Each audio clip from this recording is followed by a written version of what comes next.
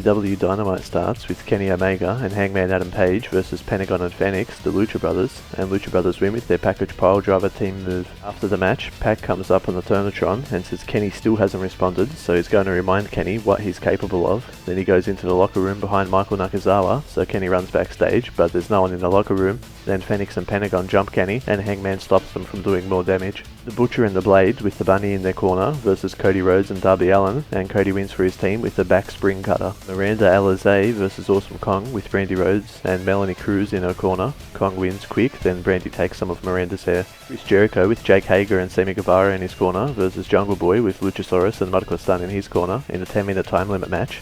Jungle Boy just holds on and survives the walls of Jericho when the time limit expires. Then Jericho grabs Justin Roberts, the ring announcer, and says give me 5 more minutes, so the bell rings. Then Jungle Boy gets some near falls with roll-ups, and Jericho rolls out of the ring and just leaves. After the match, Jericho has an interview on top of the ramp with Tony Schiavone.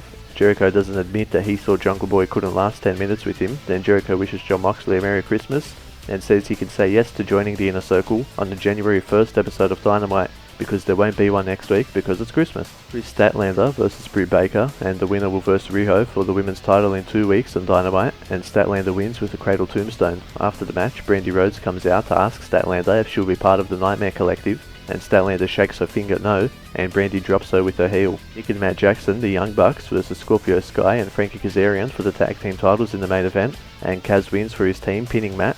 After the match, the Dark Order come out and tell their creepers to take out everyone in the ring. Then Kenny Omega and Cody Rhodes and Dustin Rhodes come out to help, but there's too many of them, and the Dark Order stand tall. Well, I'll see you next year for the next Dynamite highlight.